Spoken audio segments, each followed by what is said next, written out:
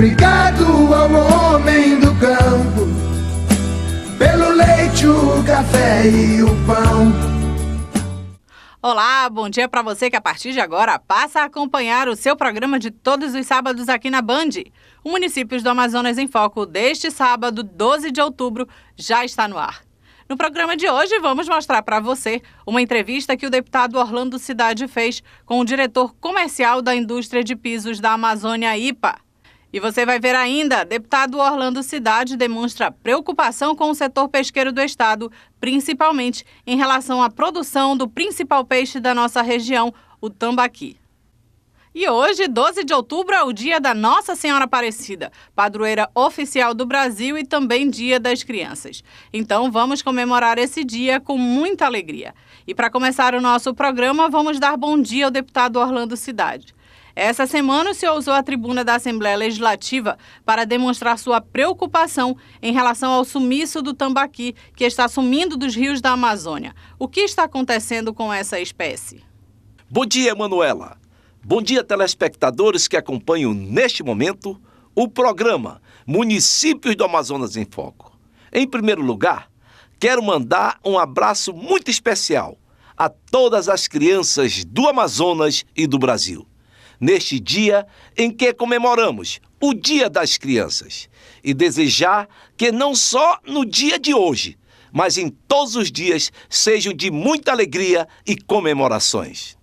Mas agora eu vou falar de um assunto que foi destaque essa semana, por um programa de uma emissora nacional, que exibiu a matéria mostrando que a pesca do tambaqui nos rios da Amazônia está cada vez mais difícil. A matéria mostrou ainda que boa parte do tambaqui consumido pelos amazonenses vem de outros estados, como Roraima e Rondônia. Acompanhe a matéria. A pesca sem controle, o aumento do consumo e o crescimento da população são apontados pelos próprios pescadores como os principais fatores para o sumiço da espécie nos rios. Até a década de 80, o tambaqui podia ser encontrado facilmente em grandes quantidades. Com a comercialização em grande escala, a espécie foi desaparecendo e a forma encontrada foi a criação em cativeiros. Hoje, os pescadores se queixam da escassez do tambaqui, principalmente no Rio Solimões. Realmente foi matéria hoje do Globo Rural, ao completar 13 anos da apresentação diária através deste canal em rede nacional. No Globo Rural se apresenta a matéria dizendo que o tambaqui está se acabando no Amazonas. Que hoje, para se capturar um tambaqui, se pescar um tambaqui nos rios, é mais fácil acertar na loteria do que pescar um tambaqui. É de se entender que o tambaqui na Amazônia, seja ela brasileira ou na Amazônia internacional, sempre é um peixe criado em lagos. As quantidades maiores estão em lagos. Que diminuiu próximo de Manaus, isso não temos a menor dúvida. Mas para se acabar, eu acho muito difícil se acabar o tambaqui a um curtíssimo prazo. Mas a matéria é trazida hoje por esse programa desta emissora nacional, que é o Globo Rural. A preocupação maior é que ela demonstra e mostrou que Ariquemes, em Rondônia, é o maior produtor hoje de tambaqui. Ariquemes e os outros municípios que circulam lá em Ariquemes. E que esse pescado, 80% é remetido para Manaus, para o estado do Amazonas, consumido pelos amazonenses. E que chega aqui com preço bem acessível. Menos de que 50% do valor do tambaqui natural, do nosso tambaqui daqui do Amazonas. A preocupação nossa maior é porque o estado do Amazonas tem que desenvolver sim, nós temos que produzir peixe aqui. Não somente o tambaqui, mas como a matrinchã, como o pirarucu, todos esses peixes hoje criados de maneira sustentável, ou a piscicultura, tanque escavado, enfim, que a gente venha produzir. E é uma preocupação essa matéria que traz, como repito, matéria nacional do Globo Rural, uma grande reportagem feita com referência ao tambaqui do Amazonas. Orlando Cidade destacou ainda que cerca de 80% do tambaqui criado nos estados de Rondônia e Roraima são trazidos para Manaus e abastecem as principais feiras e mercados da cidade. Para o deputado, isso enfraquece o setor no estado. Cidade garantiu ainda que o Amazonas tem potencial suficiente para voltar a ser um dos maiores produtores de pescado, graças ao programa Amazonas Rural Sustentável. O que aconteceu foi que no passado, os governantes passados não fizeram investimento para a piscicultura do Estado. O Rondônia, Roraima, o Acre, o Amapá, o Pará, tudo estão na frente do Amazonas, por vontade política dos ex-governantes que não fizeram com que o Amazonas se adequasse à produção sustentável de peixe.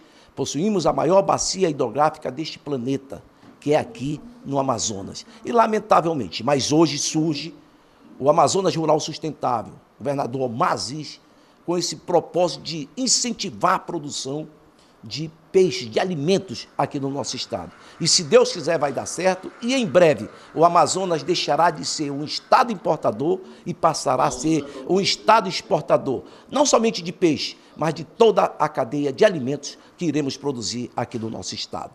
E ainda sobre esse assunto, veja o que o presidente da Federação da Pesca, Valzeni Falcão, tem a dizer. O deputado Orlando Cidade tem sido um baluarte aí na Assembleia Legislativa, na coordenação da Comissão de Desenvolvimento Interior, Abastecimento e da Pesca, que envolve também a piscicultura. Eu, quando estive na Assembleia, presidi também essa comissão. E tem dado, o deputado Orlando tem dado uma demonstração muito significativa no que diz respeito ao envolvimento da pesca e ao envolvimento da piscicultura. E isso tem demonstrado nessas ações quando tem trazido alguns empreendedores, como foi o caso de 3 empreendedores que ele trouxe, visitou aqui as nossas instalações da nossa indústria de pesca, que é aqui na Betânia, o pessoal, produtores lá de Rondônia, pessoal do município de Ariquemes. E o deputado também teve fazendo contato com o Aniceto, um dos maiores produtores de pescado, criadores de peixe, do estado de Roraima. E ele tem um grande empreendimento e que tem ajudado esses 2 estados no que diz respeito ao abastecimento do pescado na cidade de Manaus. Antes, posso dizer ao telespectador que quem abastecia esses dois centros, essas 2 capitais desses 2 estados, tanto Porto Velho como Boa Vista, Roraima, era peixe que saía do nosso estado e que ia muitas das vezes para Rondônia, para Porto Velho, ia de barco para Roraima, ia para Boa Vista e ia de caminhões. Mas hoje é o contrário. Hoje nós estamos sendo abastecidos com tambaqui, que não se levava também a ser registrado, não se levava tambaqui para essas 2 regiões. O peixe que se mandava para essas 2 regiões era o dourado, o surubim, o caparari, o peixe conhecido, o peixe bagre, o peixe liso, que o amazonense não tinha esse hábito de consumir, né, essas espécies. E o peixe nosso, né, sempre foi o peixe de primeiro prato, podemos dizer assim, é o tambaqui do amazonense. E outro assunto relacionado ao setor pesqueiro, abordado pelo deputado Orlando Cidade na tribuna da Assembleia Legislativa, foi a apreensão feita pelo Batalhão Ambiental da Polícia Militar no município de Manacapuru no último fim de semana, na Feira da Liberdade. Lá foram apreendidas mais de 1 tonelada de alimentos. Parte do material apreendido pelo batalhão, como o tambaqui e o pirarucu, foram doados a uma instituição filantrópica do município de Manacapuru. A carne de caça e os ovos foram enterrados na lixeira pública do município, o que para o deputado foi um absurdo. Cidade defende que o Batalhão Ambiental poderia ter dado outro destino ao material apreendido. Exatamente. O Batalhão Ambiental apreendeu agora, no último dia 6, lá em Manacapuru, mais de 1 tonelada de alimentos, principalmente o tambaqui, né? O tambaqui foi apreendido 600 e poucos quilos de tambaqui, uma grande quantidade de pirarucu e uma quantidade de carne de caças.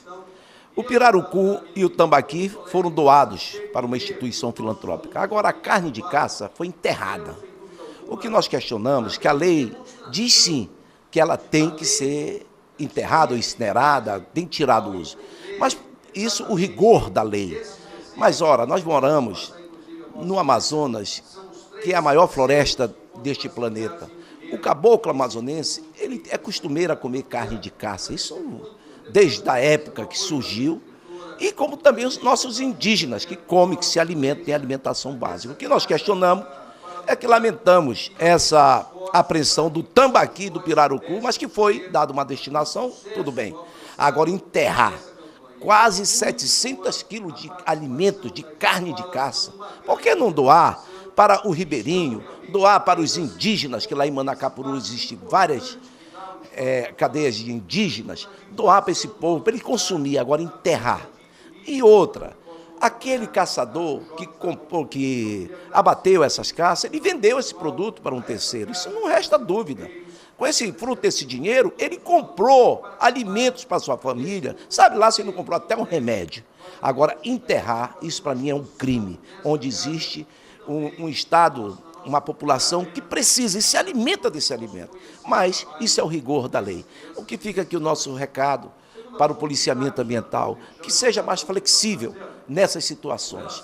Em vez de enterrar, que doe para o homem do interior, para o indígena consumir esses alimentos. A partir deste ano, o Amazonas terá um novo parque de exposições. Na última quinta-feira, o governo do estado, por meio da Secretaria de Produção Rural, a SEPRO, anunciou que realizará obras em um terreno de 100 hectares para a construção do novo parque, que abrigará a feira da Expoagro. O novo parque de exposições funcionará no quilômetro 14 da rodovia Manoel Urbano AM070, em Iranduba. O espaço entrará em funcionamento em dezembro, quando será realizada a Feira da Expoagro, um dos principais eventos de agropecuária do estado, que será realizado entre os dias 6 e 15 de dezembro. Serão montados 144 estandes onde os trabalhadores rurais vão expor suas produções e criações de animais. O deputado Orlando Cidade esteve presente durante o anúncio da construção do novo parque e destacou a ação que, segundo ele, servirá para alavancar ainda mais o setor primário. Este grande parque de exposição que será implantado aqui, onde aqui este parque agropecuário será um modelo, será um espelho para que o amazonense e o povo brasileiro conheçam a verdadeira vontade do governador Amaziz para o setor primário do nosso estado. Tirou-se lá de Manaus, cedendo aquele espaço a um grande hospital, a um hospital modelo que Manaus e os amazonenses irão receber, transferindo para o local mais adequado do nosso estado. O programa Amazonas Rural Sustentável, que vai balancear a economia e o setor primário do nosso estado. E aqui surge o seu primeiro fruto, com esse parque de exposição, na melhor localização do nosso estado, para que se concentre grandes eventos, que a partir de 2014, se Deus quiser, teremos esse grande evento aqui nesse parque de exposição. Queremos também aqui, neste momento, de parabenização também ao vice-governador, que é um incansável nesse setor primário do nosso estado. Nesse novo empreendimento, anunciado pelo governo do estado, serão investidos na primeira etapa 5 milhões para a construção do novo Parque de Exposição Agropecuária. Além disso, a estimativa é movimentar algo em torno de 100 milhões durante a Feira da Expoagro. É desses incentivos que o povo amazonense precisa. E esse novo parque incentivará o desenvolvimento da região metropolitana, como também de todos os municípios do Amazonas, trazendo novas oportunidades de negócios e será um atrativo para empreendedores que estão interessados em investir naquela região. Parabéns ao governador Amaziz por mais essa iniciativa, que visa fortalecer a economia do nosso estado, e parabéns também ao povo de Iranduba, o município que mais recebeu investimentos nos últimos anos. Instalada no município de Iranduba, a indústria de pisos da Amazônia IPA é uma das empresas que vem se tornando referência internacional no segmento de fabricação de pisos. A fábrica, que produz 20 mil metros quadrados por mês, iniciou suas operações em 2011.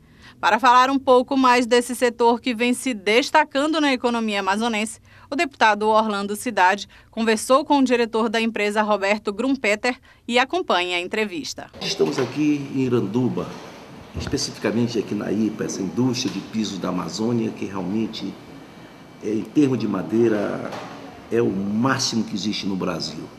E instalada aqui no município de Iranduba. Estamos aqui com o nosso gerente operacional, um dos diretores, o Roberto, para um bate-papo, para ele expor, conversar conosco como está a produção dessa grande empresa. Bom, hoje, prazer da visita. Hoje nós estamos produzindo cerca de 20 mil metros por mês, 20 mil metros quadrados de piso acabado, né? Mais decks, onde a gente tem um mix aí de mais ou menos 60% voltado para o mercado externo, 60% a 70% voltado para o mercado externo, e a diferença é que o mercado interno, tentando atender o sul do país, também tem um polo consumidor lá em São Paulo. E a nossa produção, a nossa capacidade instalada é praticamente o dobro do que isso, né? Hoje a gente enfrenta alguns gargalos aí no fornecimento de matéria-prima, e também um pouco da crise no mercado exterior, principalmente nos Estados Unidos, que agora começa a dar os primeiros sinais aí de melhoria, e com isso a gente espera que a demanda cresça e a gente possa ter então condições de produzir mais para vender mais, logicamente com todo o apoio do mercado, do setor público, no sentido de viabilizar o fornecimento de matéria-prima, que acho que é o primordial no nosso setor, né? O fornecimento seja frequente, 100% dentro das normas. A empresa trabalha com madeira 100% legalizada, certificada FSC, então a gente busca estar operando dentro de um padrão internacionalmente aceito, né? Realmente, Roberto, os últimos anos, o setor madeireiro, a indústria madeireira no nosso estado sofreu um grande impacto. O estado do Amazonas, como é conhecido mundialmente, é detentor da maior floresta deste planeta e que tem uma área muito pequena desmatada. E nós lá, como presidente da Comissão de Agricultura e Pesca e Desenvolvimento Rural, temos aquela política do manejo, fazermos manejo da maneira sustentável, como se faz em outros países do mundo, como no Canadá, que é um dos maiores produtores de madeira do planeta. E hoje, como você falava agora, a maior dificuldade está em aquisição, em conseguir a matéria-prima para se tocar esse grande projeto aqui da IPA. Mas hoje há uma política do governo estadual, que é o Amazonas Rural Sustentável, e que começamos a engatinhar, já estão começando a ser liberados grandes planos de manejo aqui no estado do Amazonas. E agora mesmo está sendo liberado, já foi liberado, 33, 40 planos de manejo para Manacapuru. Mas precisamos liberar plano de manejo, só não apenas para Manacapuru, para todo o estado. Exatamente. Que se possa produzir essa madeira de maneira sustentável, abatendo as bisavós, as tataravós, e fazendo com que isso gere renda e riqueza para o homem que vive no interior. O município, porque 90, 95% da geração de emprego é destinada exatamente para o município de Iranduba, que é o que a gente espera agora, que realmente a gente consiga crescer nesse sentido e dar mais emprego aqui para o município, que é uma coisa muito importante para a região. É isso aí. A IPA pode se considerar uma grande vencedora. Roberto, as suas exposições aqui realmente condiz com as nossas exposições, com os nossos pensamentos. Porque hoje, muito pouco, quase nada restou da indústria madeireira do nosso estado. Como conheço, que eu sou amazonense, sou homem do interior, o Amazonas já teve um parque fabril muito grande, voltado para a indústria madeireira. Mas, lamentavelmente, esses últimos anos houve um engessamento. Olha, o diretor Roberto, o presidente Dilma Rousseff contemplou o município de Manacapuru, bem vizinho aqui, com 5.600 casas para distribuir gratuitamente para os ribeirinhos, aqueles que sofrem alagações.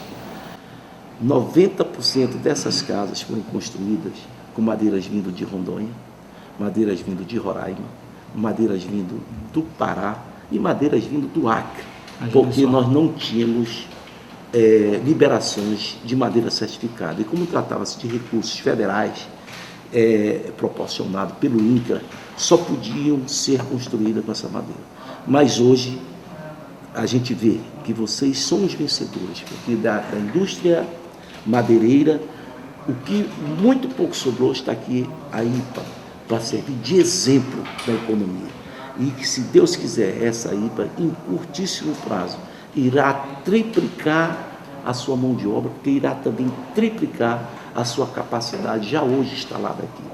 Que, se Deus quiser, vamos viabilizar grandes planos de manejo, sejam liberados pelo Estado do Amazonas, ou sejam liberados pelo governo federal. Que sabemos que esse ano, só esse ano, o governo federal fez 3 grandes licitações no estado do Pará, para liberar aproximadamente 1 milhão de hectares de terra para a extração de madeira de maneira sustentável. Exatamente. E isso precisamos trazer para o Amazonas, porque nós somos o detentor e somos os grandes guardião dessa nossa maior floresta deste planeta, mas precisamos, não queremos abater as filhas, nem as avós, precisamos sim, as bisavós, as tataravós, aquelas que já estão em fase terminativa de manejo sustentável. O manejo sustentável. Essa é a nossa grande luta. Nós não precisamos desmatar, o Amazonas só tem 3% do nosso território desmatado, mas precisamos sim gerar riqueza e renda para o homem que vive aqui, que habita aqui e que, sem dúvida alguma, terá a mão amiga da IPA para beneficiar e produzir riqueza no nosso estado. Essa madeira, ela é comprada no estado do Amazonas, 100% aqui, ou vem de outras regiões?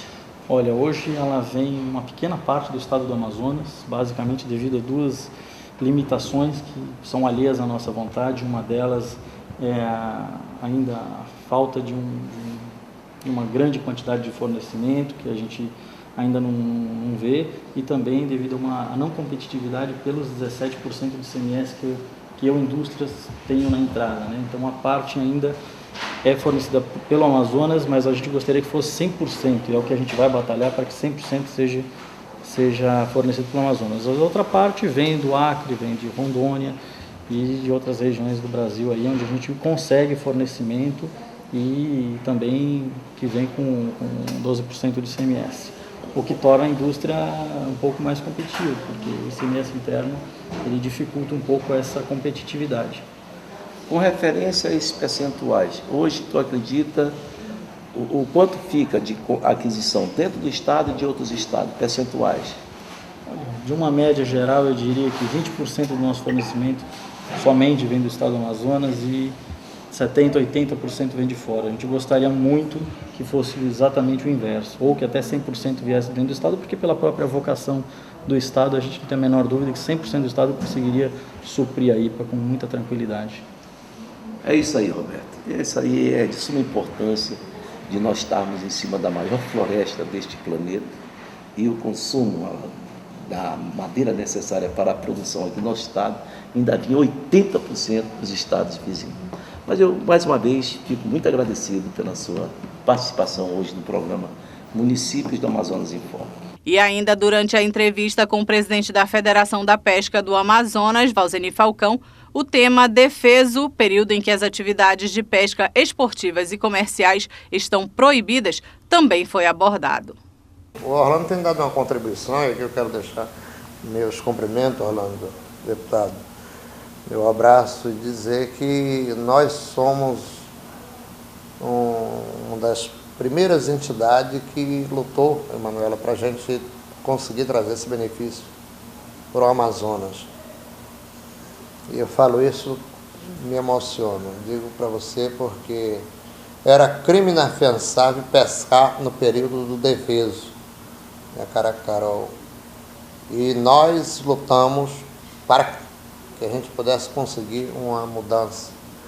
Naquelas ocasiões, e nunca passou pela minha cabeça, eu era presidente ainda da colônia de pesca de Manaus, não era presidente da federação, e tive a felicidade de chegar à presidência da federação, como tive a felicidade também de ser o presidente da Confederação Nacional, e nesse período que a gente estava na Confederação, a gente conseguiu uma mudança no artigo dessa lei 7.679, que era crime inafiançável, e aí surgiu uma proposta, saindo daqui do norte, mas do Amazonas, para que a gente pudesse ser compensado no período do defeso para que a gente pudesse continuar tendo as populações das espécies que nós tínhamos nas águas nossas, seja as águas interiores, as águas continentais, as marítimas, nós pudéssemos continuar sempre tendo as nossas galinhas de ouro saindo a produção e nós conseguimos se manter para trazer alimentação e a educação a quem nós deixava em casa. Nós temos os telefones, sim, com certeza, nós temos os telefones 9272 7707, que é o meu telefone pessoal, isso nunca escondi, meu telefone é público mesmo. Eu tenho um telefone 3232-2425, que é o telefone da FEPESC, né? Nós temos o e-mail fepesc@hotmail.com, que pode também fazer contato com o nosso endereço eletrônico. E nós temos uma equipe de presidente em cada município, sempre participa conosco das nossas reuniões. Tivemos um encontro estadual que aconteceu agora no dia 17 desse mês de setembro, onde veio 43 municípios para cá discutir conosco já a dinâmica do defeso, que começa já a partir de 15 de outubro. O defeso vai de se registrar, começa dia 15 de novembro, mas para você, pescador e pescadora, requerer o benefício, você procura 30 dias antes do defeso. Então começa a buscar o requerimento, aí precisa você trazer sua carteira de pescador atualizada e se tem um entendimento, desculpa, nós estamos fazendo as renovações a cada data de cada aniversário, seja dele ou seja dela, a cada aniversário de cada mês, aquele pescador que está aniversariando naquele mês, ele tem 30 dias para procurar a colônia e lá receber a documentação chamada Digicelo, que é um documento que habilita ele a estar apto a receber não só o benefício do seguro-defesa, Emanuela e Carol, mas também a receber sua aposentadoria, a receber aquela companheira que está dando luz a uma criança, receber o seu auxílio maternidade, o pescador que Deus o livre vinha se acidentar, ele recebeu o seu auxílio doença. Então tudo isso, para ele ter esse direito, ele tem que estar associado a uma colônia de pescadores e estar legalizado.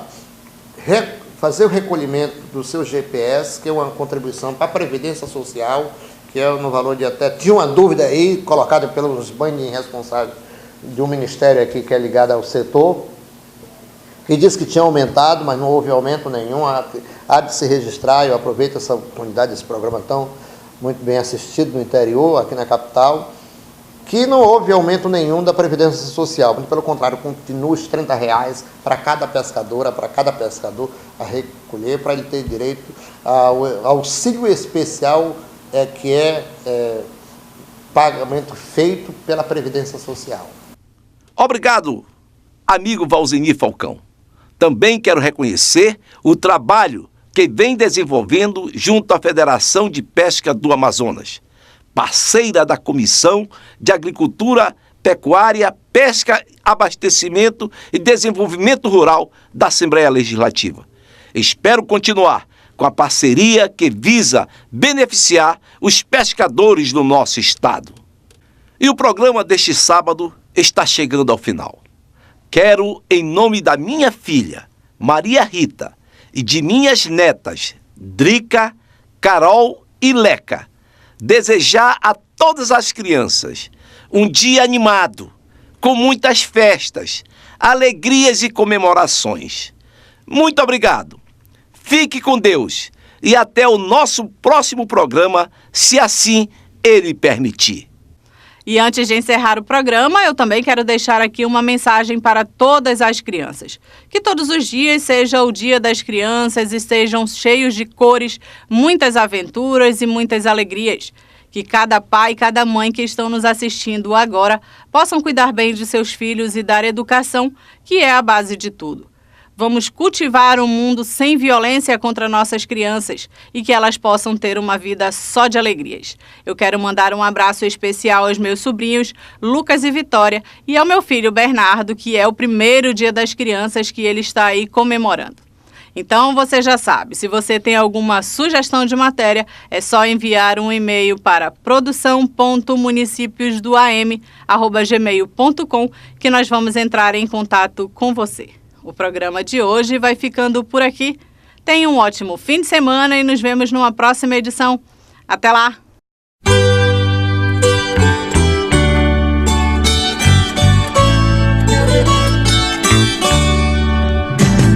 Obrigado ao homem do campo, pelo leite, o café e o pão.